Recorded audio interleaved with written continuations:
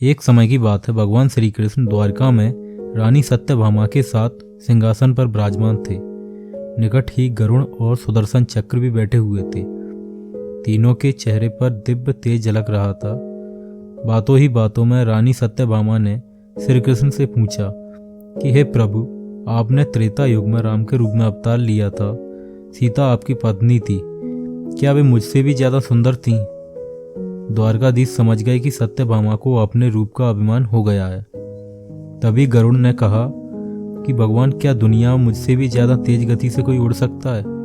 इधर सुदर्शन चक्र से भी रहा नहीं गया और वो भी बोले कि भगवान, मैंने बड़े बड़े युद्धों में आपको विजयश्री दिलवाई है, क्या संसार में मुझसे भी शक्तिशाली कोई है? भगवान मन ही मन मुस्कुरा रहे थे। भाई जान रहे थे कि उनके इन तीनों भक्तों को अहंकार हो गया है और इनका अहंकार नष्ट करने का समय आ गया है। ऐसा सोचकर उन्होंने गरुड़ से कहा कि हे गरुड़, तुम हनुमान के पास जाओ, कहना कि भगवान राम माता सीता के साथ उनकी प्रतीक्षा कर रहे हैं। गरुड़ भगवान की आज्ञा लेकर हनुमान को लाने चले गए। इधर श्री कृष्ण ने सत्यभामा से कहा कि देवी, आप सीता के रूप में तैयार हो जाएं, और स्वयं द्वारकाधीश ने राम का रूप धारण कर लिया। मधुसूदन ने सुदर्शन चक्र को आज्ञा देते हुए कहा कि तुम महल के प्रवेश द्वार पर पहरा दो और ध्यान रहे कि मेरी आज्ञा के बिना महल में कोई प्रवेश ना करे। भगवान की आज्ञा पाकर चक्र महल के द्वार पर तैनात हो गए।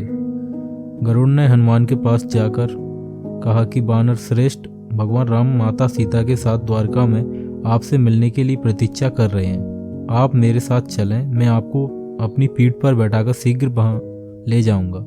हनुमान ने विनय पूर्वक गरुड़ से कहा, आप चलिए, मैं आता हूँ। गरुड़ ने सोचा, पता नहीं है बूढ़ा वानर कब पहुंचेगा, खैर भगवान के पास चलता हूँ।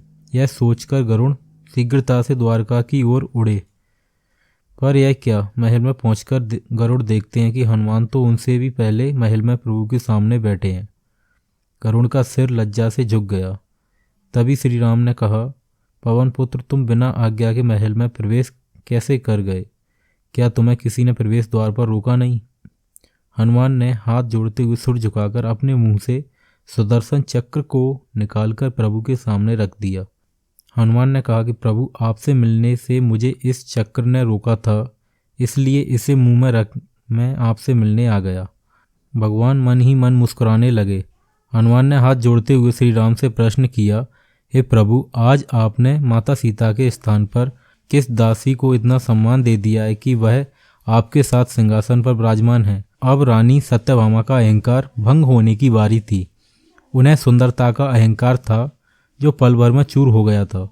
रानी सत्यभामा, सुदर्शन चक्र व गरुड़ जी तीनों का गर्व चूर चूर हो गया था।